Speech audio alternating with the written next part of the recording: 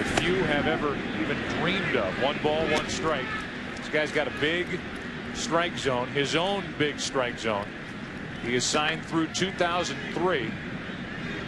At some point, if it's not Montreal, somebody's going to get their hands on one of the most special players to come along in a long time. If Montreal is still around in 2003. Runner at first, 2 out.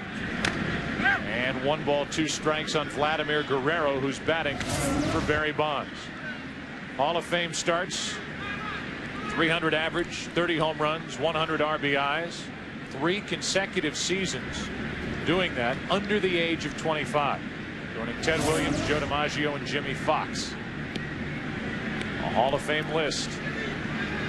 He's replacing a Hall of Famer here in the 6th inning. Bonds done for the rest of the night as Guerrero spoils the pitch, flies it down the right field line, and it slices foul and goes out of play. And that's an example of Guerrero in that strike zone. His arms are very, very long for a man who is 6'3". Watch him reach off the plate and make contact on the fat part of the bat. We got one question after another about the supposed new strike zone for this season. He got the questions in spring training. He said, I don't care where they're going to call strikes. What do I care? Exactly. I see it and I swing at it. Alex Rodriguez talking to his former manager Lou Piniella. They had Berkman, the runner at first, frozen. But the throw handcuffed Giambi, and the count's still 1-2 on Vladimir Guerrero. That's the problem with the All-Star game. The new first baseman, if you're not a teammate of the pitcher, he could pick you off as well as the runner. Yeah. So Stanton has come on. You got Klesko on the sac fly. It's a 2-1 game, and Guerrero takes ball 2, 2-2. So both managers are rolling right through their benches, right through their bullpens. Now you've got a 1-run game in the 6th inning. There isn't going to be much left in the extra innings if this game should go there. Oh, shattered bat, and it catches Tommy Lasorda, who's coaching in the third base coach's box. He pops right back up, and he's all right.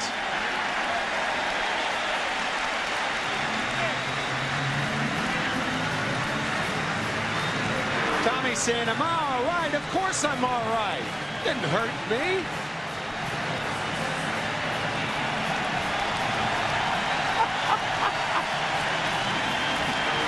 Tommy landing right on his gold medal. Tommy Lasorda here. An invitation from Bobby Valentine. And he managed the gold medal winning team at the recent Summer Olympics in Australia. He got a 9-8, a 9-8, and a 9-7 from the judges for that rollover. Don Zimmer saying, what's he doing out there?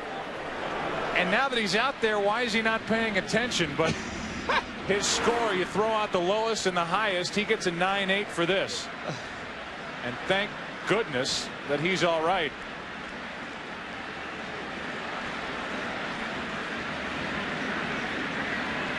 It was the Italian judge that gave him the 9-7.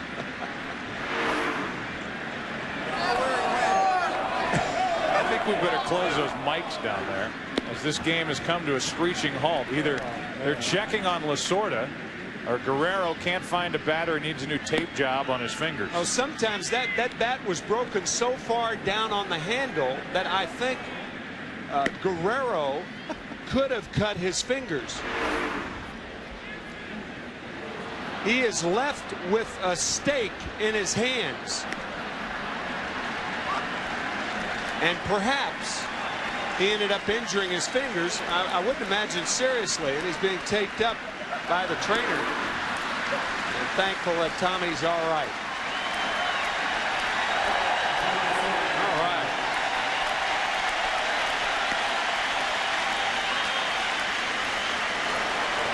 Well, that'll be the memory of this All-Star game for Don Zimmer. Chest protector, only appropriate.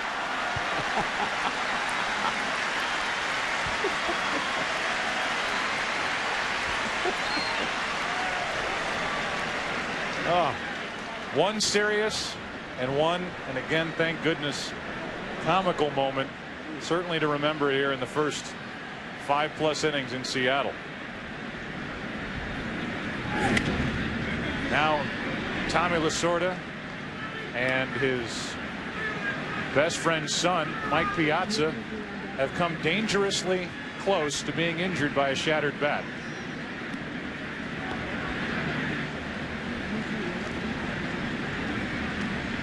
Tommy will wake up tomorrow and say, I wonder why I'm sore. He'll be reminded on every highlight show now until the end of time. The dugout wizard, Johnny Bench's baseball bunch.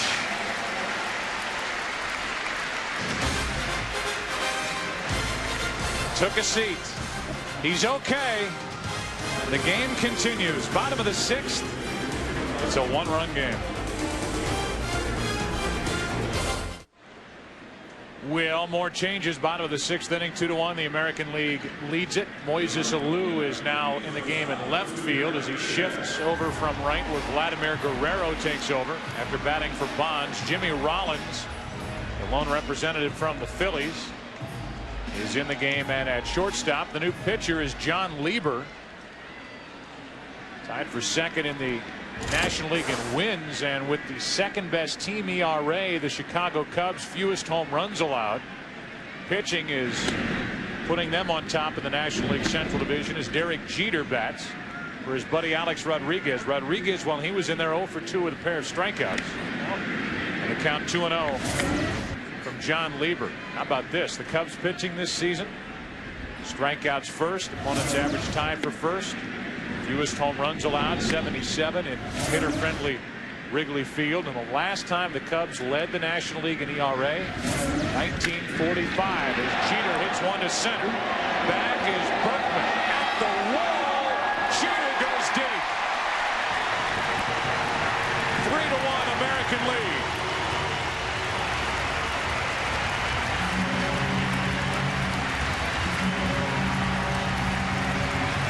Last year's All-Star Game MVP in his first at-bat in 2001 hits it to the deepest part of the park. Also the most valuable player in the World Series last year, and American League pitchers do not like the fact that Derek Jeter is heating up for the Yankees. I mean, deep to center field. This is one of the tougher ballparks in the major leagues to hit a ball out of. Jeter finds the deepest part over the 405 sign in center field. First All-Star Game home run for Derek Jeter. One of the few guys that, if you really examine their season, you could question their selection. You cannot question the star power of Jeter as Ordonez goes deep to right. Goodbye, right center field. Ordonez back-to-back for the American League, and it's 4-1.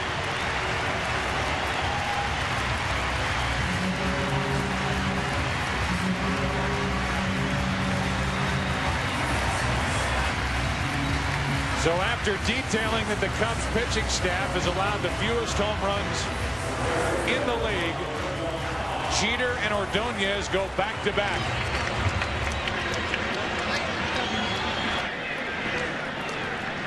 Fifth time that's happened in All-Star Game play. And now Roberto Alomar, the American League's leading hitter, representing the Cleveland Indians, hitting .358, digs in as he bats for Brett Boone.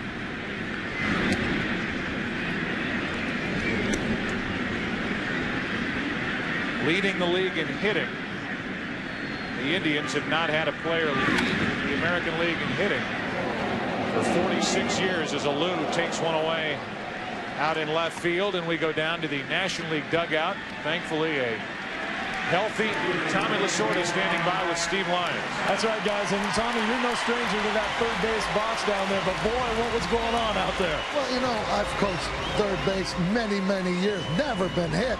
But I was watching the ball. I saw the ball go, and I'm supposed to keep my eye on that ball. And when the ball went down there, I never saw that black bat coming at me because I was watching the ball. But, you know, your body took a bad hop when you hit the ground. Well, listen, let me tell you something. I'm not quite as agile as I used to be now. You got to remember, I'll be 74 in a couple months. Well, I'll tell you, if the American League could show you anything, they'd send Zim out there, wouldn't they? He won't come out. He will not come out. Believe me. Scared men can't win. Oh, I might go out there. I love to coach third base. I got to run that inning. I'm going to go back out and get a couple more. There you go. Go on back out there and do it again. Thanks, Tommy. Joe, let's go back to you. All right, Steve. 2 balls and a strike with 1 out, nobody on. 2 runs home for the American League as Mike Cameron takes it high, and Lieber is having the roughest inning of any pitcher so far. Cameron 0 for 1 since entering back in the 4th inning. 3 balls and a strike, now full count. With the Chicago White Sox 13 games behind the Minnesota Twins and the Cubs in first place, some solace for White Sox fans with Ordonez homering off Lieber, a South Sider off a North Sider. 3-2 pitch. Cameron pops it foul and out of play.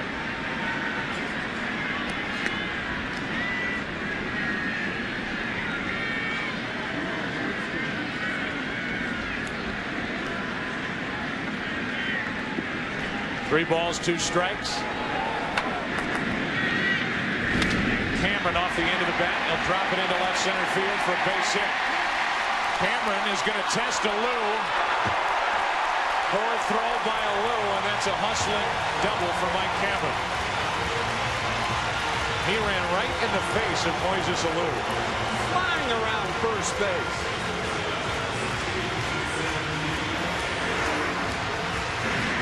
Breezes over the bag, running hard all the way, giving himself a chance to take the extra base.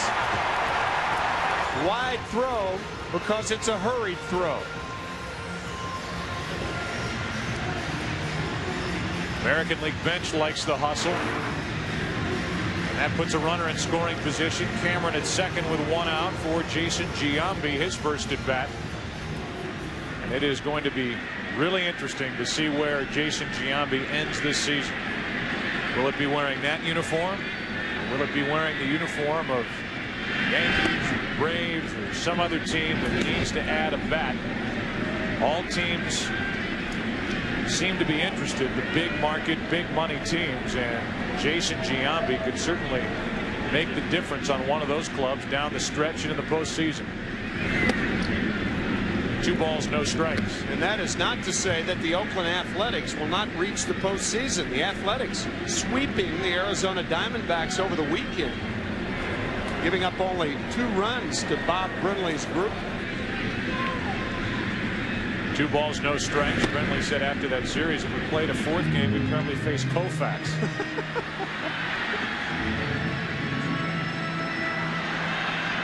Counts 3-0 on Giambi.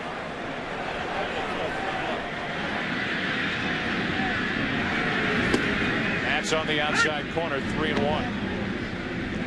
The report is that Fred McGriff has been traded to the Chicago Cubs today from the Tampa Bay Devil Rays. The hang-up is McGriff has a no-trade clause, and we understand needs to get worked through.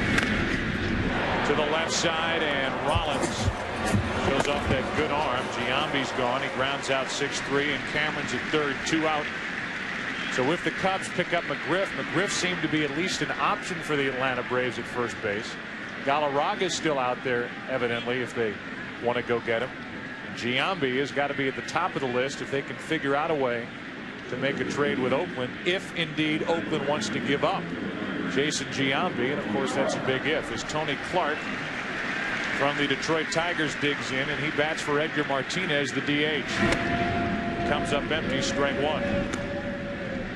There are about 3 weeks left before the trading deadline on July 31st. And a lot will be determined about how Oakland plays immediately after the All-Star break as to whether they will be in it in the wild card chase or not.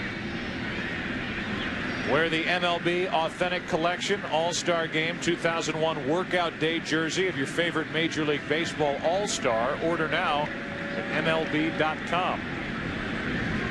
0-2. Clark takes a ball. Here's another guy that is evidently out there if some team wants him. Tigers struggling again this season. Now he's got a bad back, trying to fight his way through that. Got in front. Count stays 1 ball, 2 strikes. Tony must feel like he's home. His brother Greg plays basketball for the University of Washington. He's a a Husky forward, literally. Runner at third, 2 out, a ball and 2 strikes on Clark. Lieber is finally through the 6th inning. But he doesn't get through the 6th inning before Derek Jeter in his first at bat and Ordonez in his second. They go back to back. It's 4-1 AL. Back after this from your local Fox station.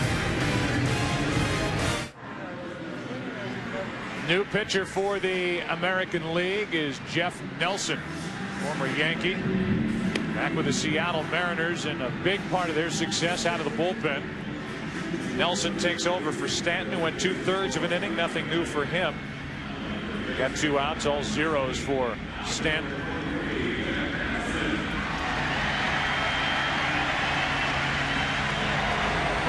Bobby Valentine joins us again from the dugout. I know Charlie Huff is talking to you down there. We got it covered. Yeah. I know you're trying to manage as we talk to you, Bobby. I brought it up earlier, and one of the main reasons why you have Tommy Lasorda here with you. He's been very close to you. He managed you in the minor leagues, and I hope people realize what kind of an athlete you were coming out of high school and a top prospect in the Dodger organization. You had that terrible leg injury while with the Angels.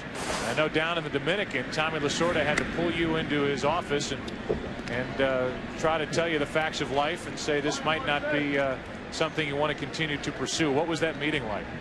No, that was a factual statement. You know, Tommy was my first manager in baseball, and we never were in a dugout in the major leagues together. And this is our first opportunity. It's been a blessed event. That event was I played about 50 games for him. I wanted someone to tell me the truth, whether I could or I couldn't. And we ordered a pizza, we had a beer, and he said, "Hey, son, I think you better try something other than playing on the field." And his advice was great advice, and I guess I'm here because of that. Talk about the great ambassadors of the game. We just sent 2 of them away, so to speak, in this all-star game with a send-off for Tony Gwynn, the send-off for Cal Ripken Jr. And there's no doubt that Tommy Lasorda is on that list of the game's great ambassadors. Well, worldwide ambassador, there's probably no one more recognizable, and no one loves the game more than Tommy. He sleeps it, eats it, and drinks it. It's been good to him, and he's been great to the game. Cliff Floyd is on deck, Bobby Valentine, and that was the center of a storm prior to this all-star game. What have you said to Cliff Floyd, and what's gone on between the 2 of you since he got here to Seattle? Well, it's a shame that was the center when so many great things are going on. And I said to him the same thing that I said to him in a phone call, how much I respect his ability and, you know, how much I've always pulled for him, and I wanted him to do well. He's finally healthy and he's doing well. And if he misunderstood anything that was in that phone call, then that's regretful, but I'm always pulling for him. The phone call was a personal human thing to tell him that it wasn't personal if he didn't make it. And if he did make it, it was because of his ability. And I told him the same thing when he came in.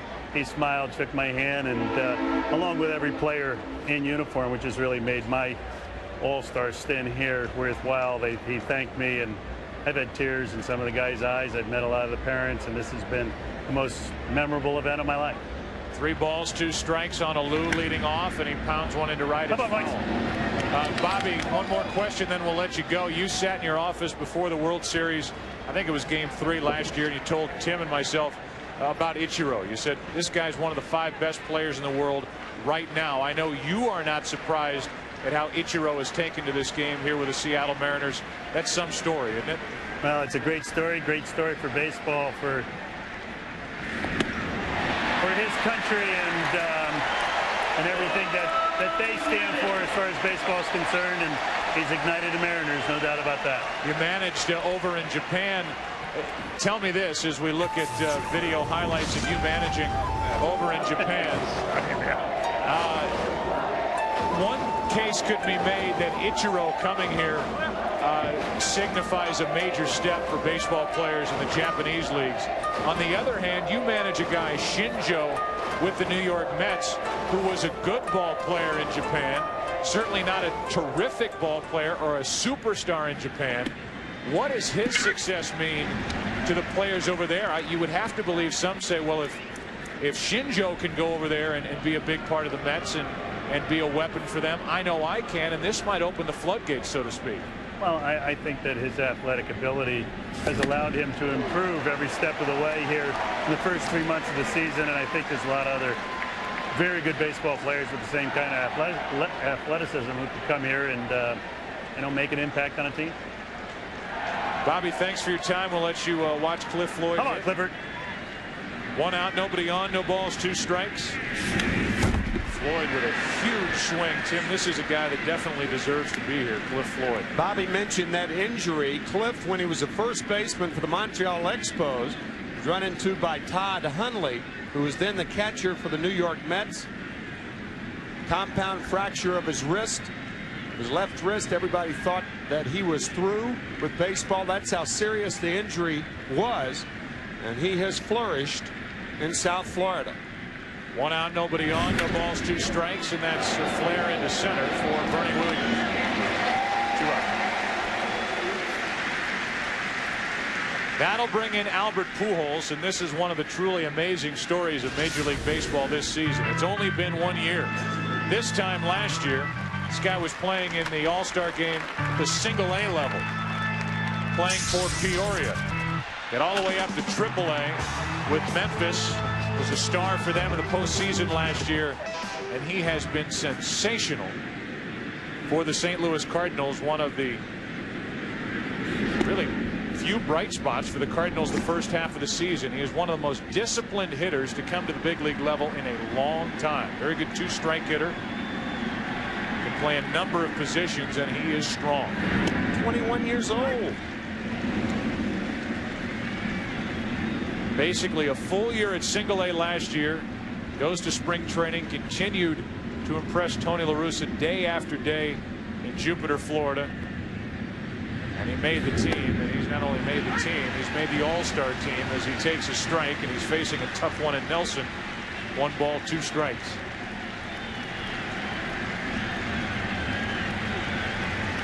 MVP of the Midwest League last year. 21 home runs as a rookie for St. Louis. 2 out, nobody on, a ball and 2 strikes. 2-2.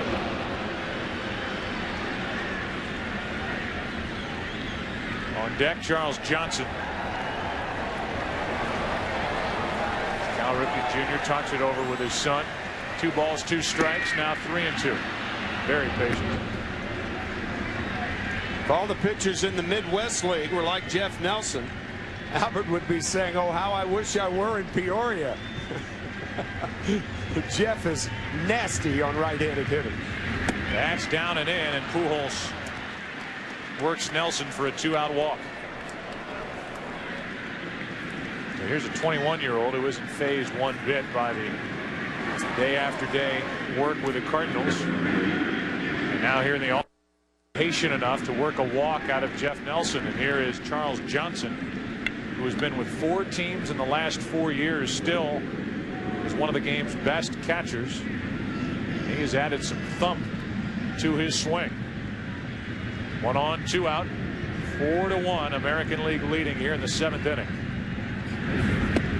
Ball 1. That Florida team making a move on the first place Philadelphia Phillies. They were 3.5 behind, but then they went into Philadelphia, and Philadelphia swept them 5 games, and that dropped them back to 7.5. But still a fine young pitching for the Florida Marlins. Nelson struggling a bit with 2 out. He's 2-0 on Johnson. For the Marlins, 7.5 games out. The Philadelphia Phillies lead the National League East, a game in front of Atlanta. Count 2-1.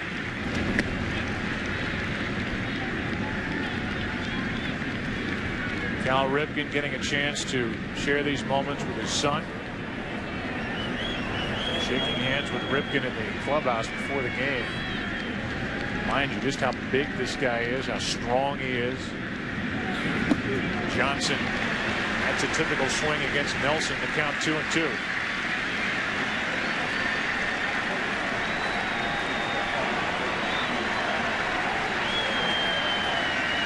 This American League crowd, and in particular Seattle Mariner crowd, wanting Nelson to end the top of the 7th inning right now. Off the end of the bat into left field. Ordonez puts it away. Time to stretch. Time to again honor Cal Ripken Jr. An all-star game send-off here in Seattle. He's finished for the rest of the night. Ripken Jr.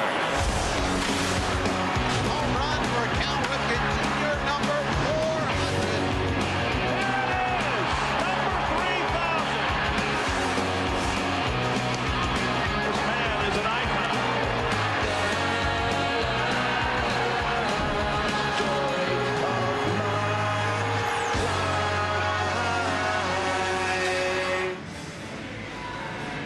A look at Puget Sound here in the Pacific Northwest. The Emerald City, and this jewel has been shining all year, and in particular this week. Let's go down to Kevin Kennedy. Kevin? Okay, Joe, I got Jeff Nelson, and finally, Jeff, you get the all-star berth that you deserve. What did your former skipper, Joe Torre, tell you? Well, it was just I hugged him, a lot of emotions. This is something you never ever dream of, obviously. And to be here in Seattle in your home stadium, this is just unbelievable. It's all good now between you and Joe? No, it always has. It's just the media that always said that we weren't. But I've had a great relationship. I owe him a lot. He had to give me the opportunity to win 4 World Series and then put me on an all-star team. It's something that when you look back, it's my 10th year in the big leagues, and it's something I'll never forget. Jeff, you were on the awesome '98 Yankee team. Can you compare that team with what's happening right here this year in 2001? Same style. I mean, we have 25 guys that go out and compete real hard, and there seems like a different hero every night, just like the '98 team. There's really no superstars. There's 25 guys that love to play the game, go out on the field, expect to win every night, and if we get behind in the later innings, we expect to come back and win.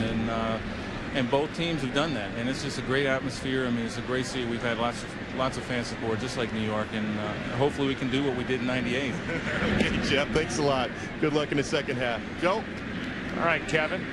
Troy Glass at the plate as Matt Morris takes over for the National League. Lieber went 1 inning, allowed 2 runs on the back-to-back home runs, and Glass pops it into center. Lance Burton, leadoff man, is gone, and a good start to the 7th inning for Matt Morris. Here's tonight's game summary brought to you by Original Coors. Middle inning scoring after that home run by Ripken back in the 3rd inning. 3 home runs in tonight's game for the American League. Jeter, Ordonez, and Ripken. 5th time in All-Star history that players have gone back-to-back. Ron Rodriguez, a 2-out RBI single in the 5th. Plesko, a sac fly for the only National League run. Clemens started this game, went 2 innings, and allowed nada. Here's Jorge Posada as Matt Morris deals, and Posada hits it to deep center. Bergman back on the run, won't get there. Extra bases for Posada, and he's content with a 1-out double. And he wants the ball, and I don't blame him. You can hear him in the background saying, "Can I have that ball?"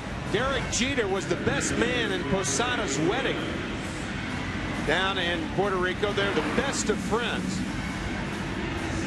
So Jeter homers over the center field wall, and Posada short hops the center field wall and then wants the ball, and he'll get it.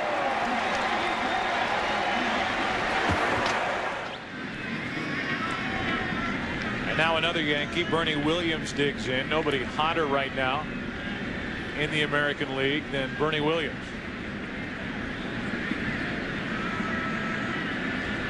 For the Yankees, he's reached base in 42 consecutive games via a hit or a walk. Carry that into the second half as Christian Guzman, a former farmhand of the New York Yankees, gets loose in the on-deck circle. Bernie Williams, switch hitting center fielder for the world champs, takes strike 2. It's 0-2 from Morris, who missed the entire '99 season. Tommy John surgery last year. Pitched out of the bullpen for Tony La Russa. This year, he's one of the National League's top starters. Throws harder now than he did before the surgery. It's remarkable. He's not an exception either.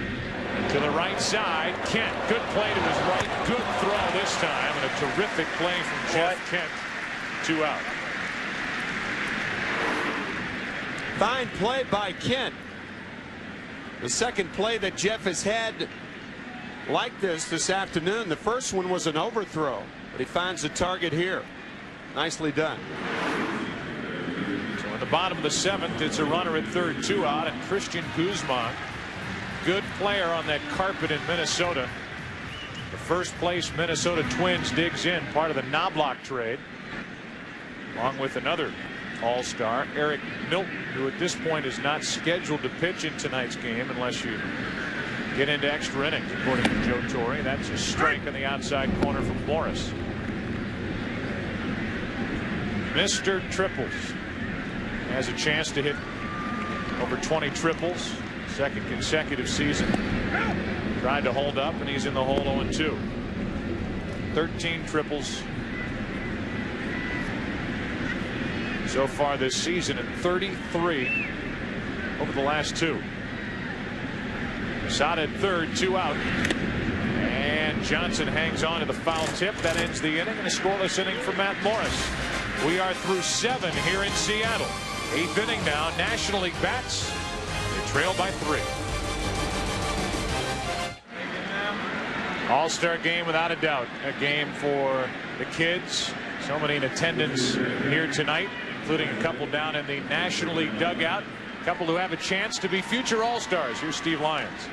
It's not just the All-Stars, dads that have so much fun here, the kids too. I've got Garrick Schilling here and Nikolai Bonds. And Garrick, you having a good time here tonight? Yeah. Yeah, you are. And your dad didn't pitch, though. Is that okay with you? Yeah. And you know, your dad, everybody keeps talking about how many home runs is he going to hit? Is he going to break the record? Do you think he's going to break the record? He could if he tries. Oh, you think he's going to try, though, don't you? Yeah. You having a good time? Yes. All right, one more question for you. Could your dad beat up his dad? Just kidding. All right, Joe. Let's go back to you guys. Thank you.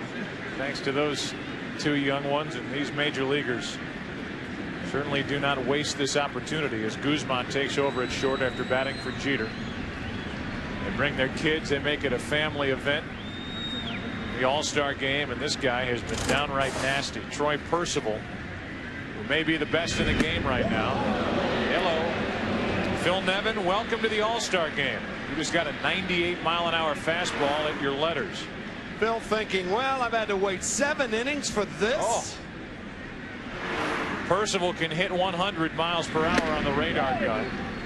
He's got a breaking ball that he's getting over the plate, and after having 4 years where his ERA went up every year, his ERA is under 1, and he has been virtually unhittable. 0.84 ERA. As Nevin flies one into right center, it slices to Cameron.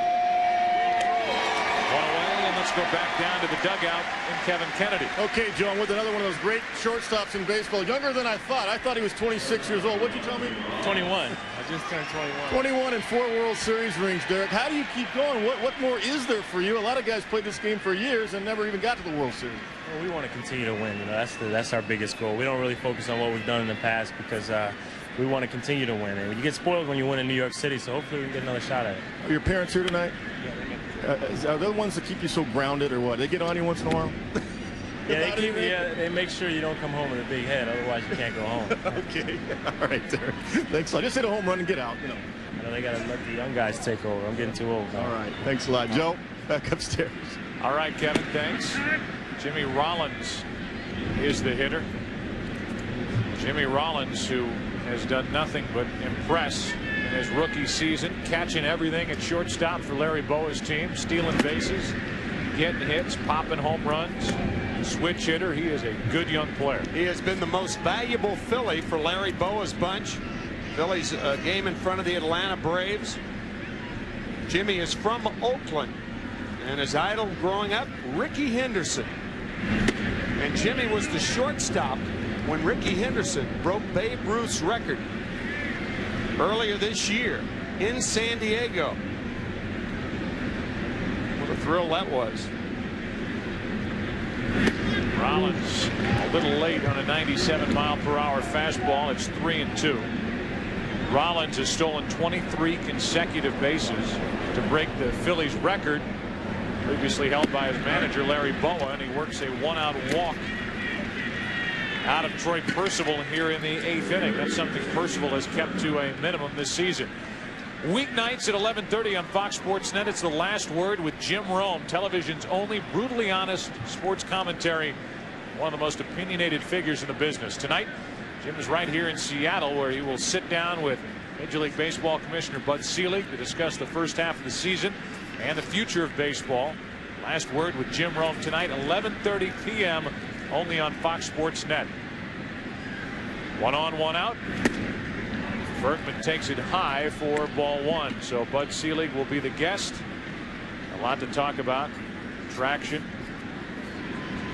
The status of the new agreement. There is going to be a new agreement between the sides. Rollins is running. Berkman comes up empty, and Jimmy Rollins steals another. 1 ball, 1 strike on Berkman as Rollins got a great jump. He has been getting a lot of great jumps lately. You mentioned the 23 stolen bases in a row. That's from the second base umpire cam. Gives you a little belated view of that slide. That's Jim Joyce, who's got the camera on the bill of his cap. A squirter to third. Gloss picks it up. He's got a great arm. And he shows it there, 2 out.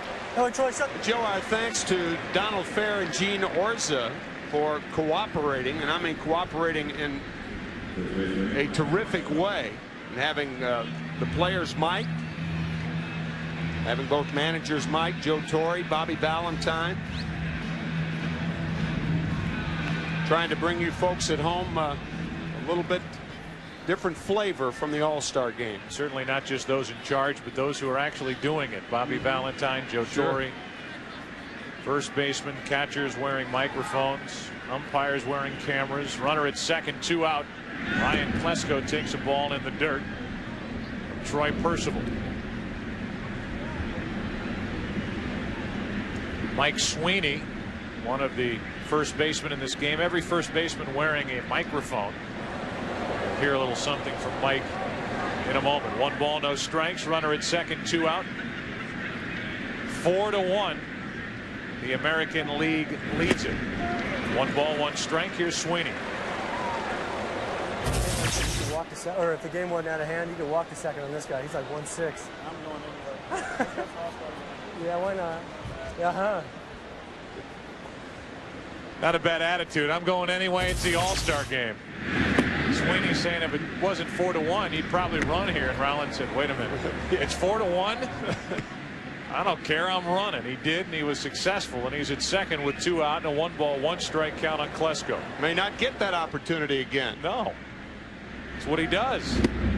What does he do after that little chat with Sweeney? Bye, Mike. I'm gone. See you later. Nice talking to you, Mike.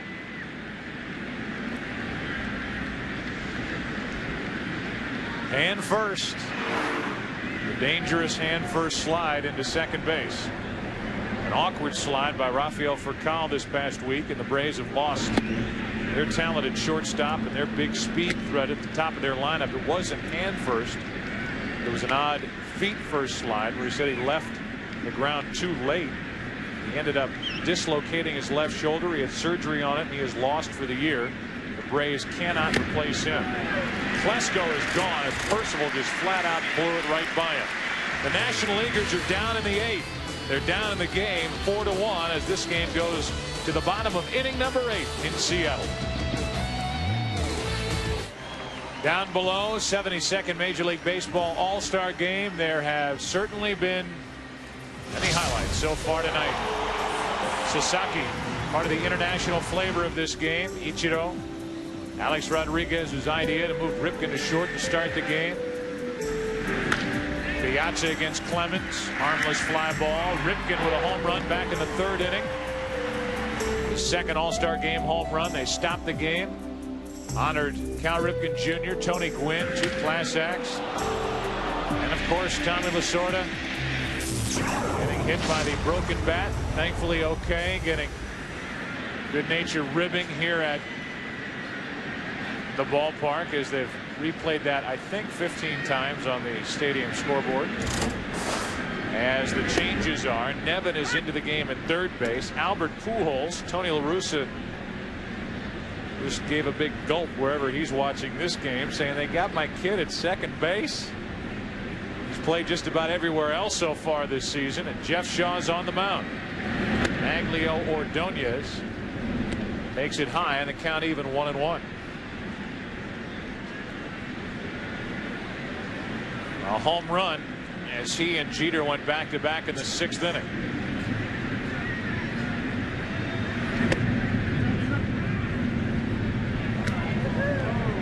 Two and one.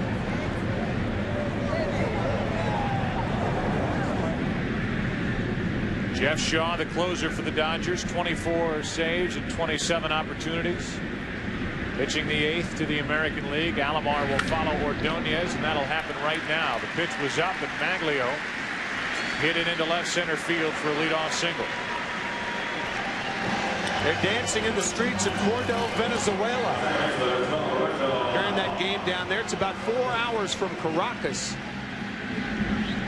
the capital of Venezuela. Roberto Alomar stands in.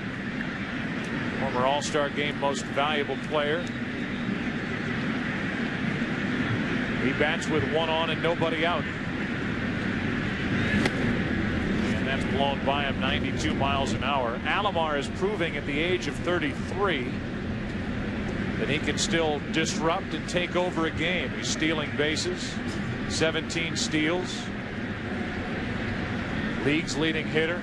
As good a defensive second baseman as we'll find in the game now, or maybe ever, as he flies one to center for Berkman. And it's 1 on, 1 out. This week at 12:30 Eastern and Pacific, interleague action returns to Fox, when Manny Ramirez and the Red Sox take on Piazza and the Mets. Major League home run leader Barry Bonds leads the Giants against Ichiro and the Mariners. Then at 8 p.m. Eastern, 5 Pacific on FX, catch a special sports telecast as they show you what baseball broadcasts of the future will look like. They bring you the Padres against the Astros on a special turn forward the clock edition on FX Saturday Baseball. Jeff Shaw is finished. He faced 2 hitters with 1 on, 1 out because the National League is trailing and there may not be a bottom of the 9th inning. Billy Wagner will enter out of the bullpen. He takes over in the 8th. He'll face Cameron when we come back. Billy Wagner takes over, representing the Houston Astros. Hard-throwing left-handed closer, 19 saves. Back from elbow trouble. Take a look at our Speed Pass in-game box score. Brought to you by Mobile. For the American League, Bernie Williams, 0 for 1. Maglio Ordonez, a home run, a single. Mike Cameron, who will bat here, has a double with his 1 hit, 2 at bats. Posada 1 for 1 with a double. Players have come and gone out of that lineup. Cal Ripken Jr. a home run for the first run of the night back in the 3rd inning. And here is Wagner. And here comes Charles Johnson after going back to the dugout for a moment. 1 on, 1 out. Mike Cameron will be the hitter now with Mike Sweeney set to follow him against the left-hander Wagner. Joe, we have talked over the course of this game, as Sweeney waits on deck, about how many pitchers have had arm problems. Matt Morris, Troy Percival, Billy Wagner in the game now. When you throw that hard, eventually it's going to wear down that shoulder or elbow. Arm is not meant to throw 100 miles an hour, and these guys can get it up there with the best of them. Take Billy Wagner, he weighs 175 pounds and yet throws as hard as Troy Percival. And you know better than anybody, Wagner generates a lot of the power with the lower half of his body. Yep. Big legs, big strong legs. He gets a lot of drive as he powders it past Cameron. 1 ball, 1 strike.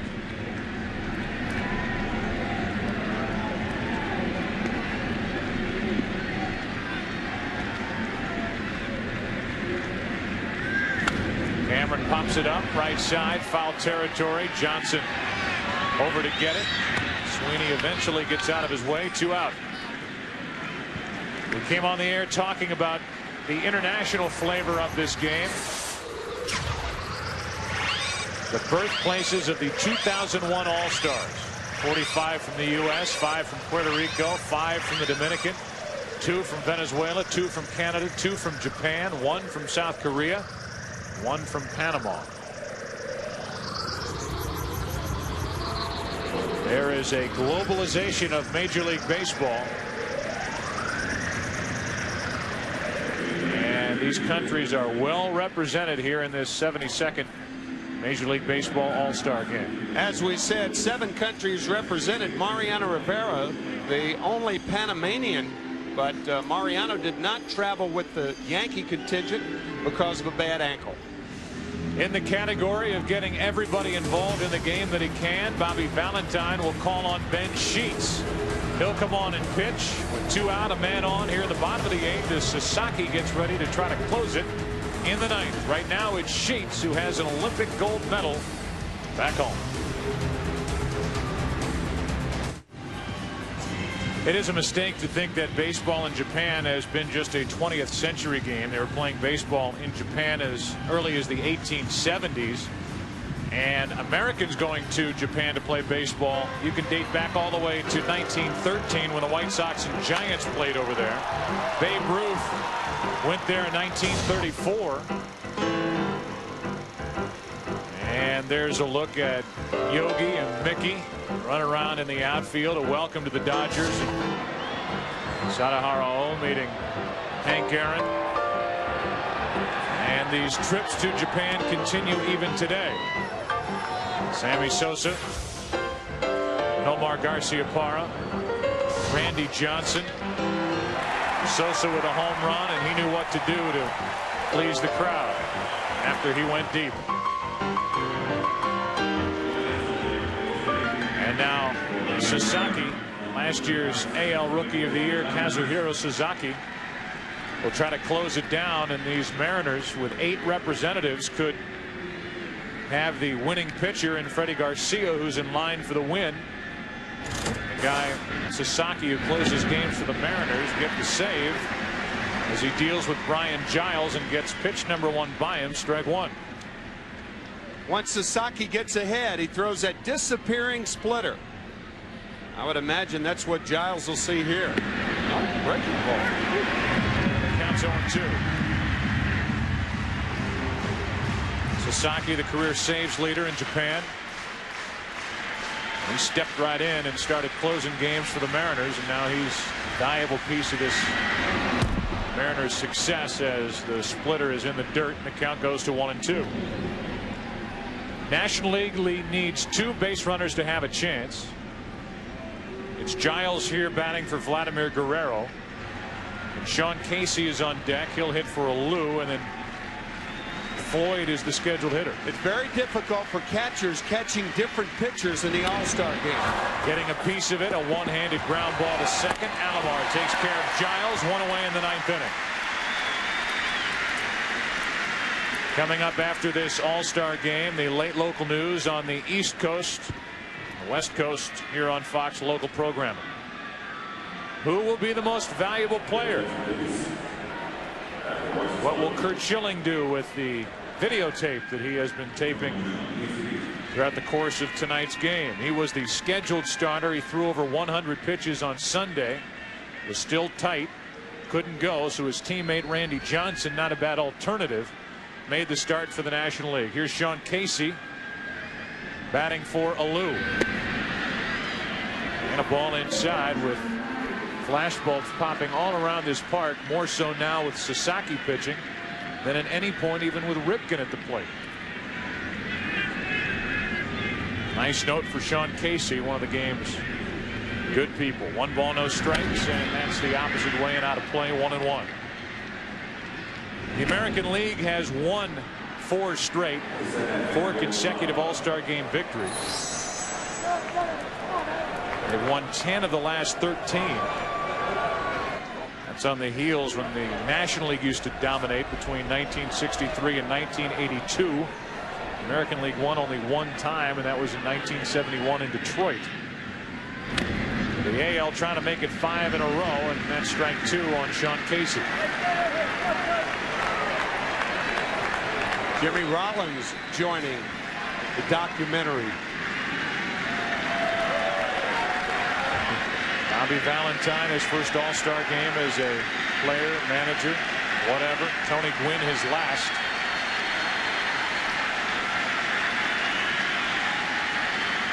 Sasaki looking for out number 2 here in the 9th inning. Sean Casey in his way. 1 ball, 2 strikes.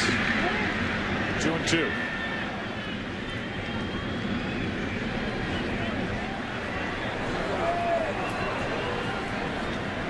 Joe Torre will go to 4-0 as a manager in an all-star game if the American League hangs on.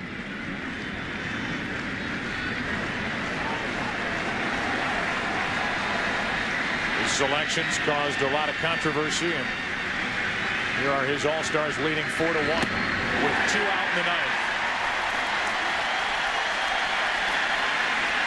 And these proud Seattle fans are happy as Sasaki tries to close it for the American League and help Freddie Garcia, another Mariner, onto the victory. Cliff Floyd, final hope for the National League to extend it. Floyd 0 for 1 since entering back in the 7th.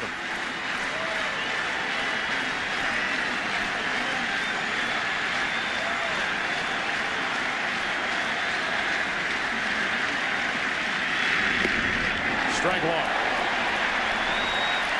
Every National League All-Star got into tonight's game, with the exception of the scheduled starter Curt Schilling.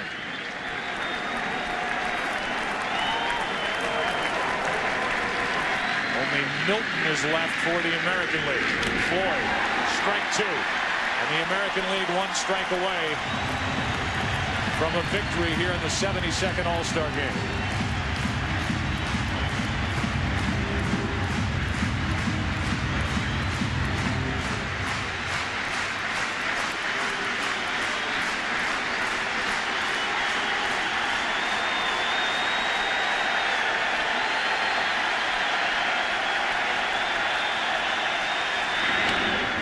To the right side. Get there, baby! The American League has won 5 consecutive All-Star games. Garcia the winner, Park the loser, Sasaki the save, and a big night of baseball for the Seattle Mariners, and more importantly for the fans here at Safeco Field.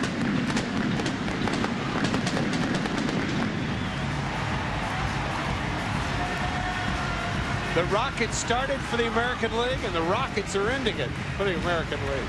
Talk about an international flavor to this game. A 2-hour, 48-minute All-Star game. International flavor. Say it again. The winner, Freddie Garcia. The loser, Chan Ho Park. And the same for Sasaki. Home runs in the game by Ripken, Jeter, Manglio, Ordonez.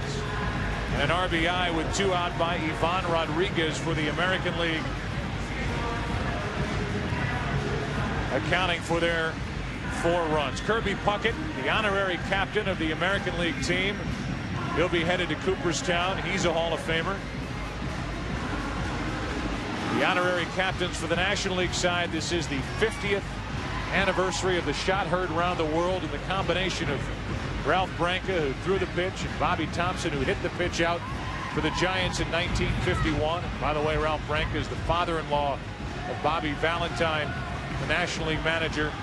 They were the honorary captains for the National League. We'll take a break. We'll come back and introduce you to the most valuable player of tonight's game. I wonder who it'll be. Back after this from your local Fox station.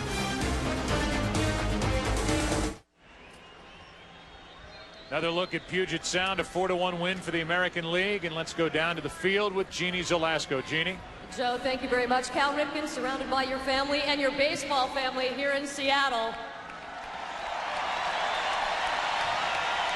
You're a man who doesn't like fanfare. You really don't like the spotlight. You can't seem to go quietly into the night. It's just been a great deal of fun my whole career. The All-Star games, I've been very, very fortunate to go to quite a number of them. But I got to tell you, this one is the most special. Absolutely.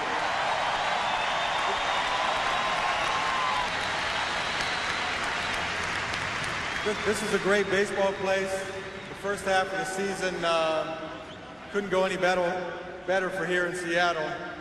And this ballpark is fabulous. I've enjoyed competing, and I've enjoyed having the opportunity to come here and play, especially in the All-Star game. How much does this MVP trophy mean to you, considering you are at the end of your career, as opposed to 91? Well, I think you appreciate everything a whole lot more at the end. And I know that when I made the announcement that this was my last year, my eyes have been open a little wider, and I've been aware of the details and all the good things a little bit more. And just being around the guys, playing baseball, competing, you really know how special it is. It's a weight lifted off my shoulders. I can't wait to get to the second half. Where does this memory rank upon your great career when you think about this night, the standing ovation from the wonderful crowd here, and I know people at home were probably standing up cheering for you. The home run that was incredible. For a man at the end of his career, you still have a lot of pop. Where does this memory rank? I can't get over it. I've had a great baseball career, one that is like a storybook, and sometimes I really don't know what to think about that, but I've been definitely one of the luckiest persons to play. I've been able to play a long time. It certainly is a great game. I think I speak for everyone here. Just when I think I want to say thank you for the memories, you give us another memory. Thank you very much and congratulations. Your 2001 MVP, Cal Ripken.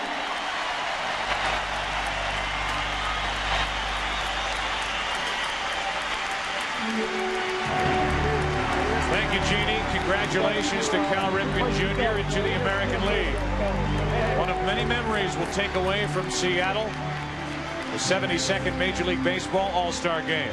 We'll return to Seattle after a break and say so long.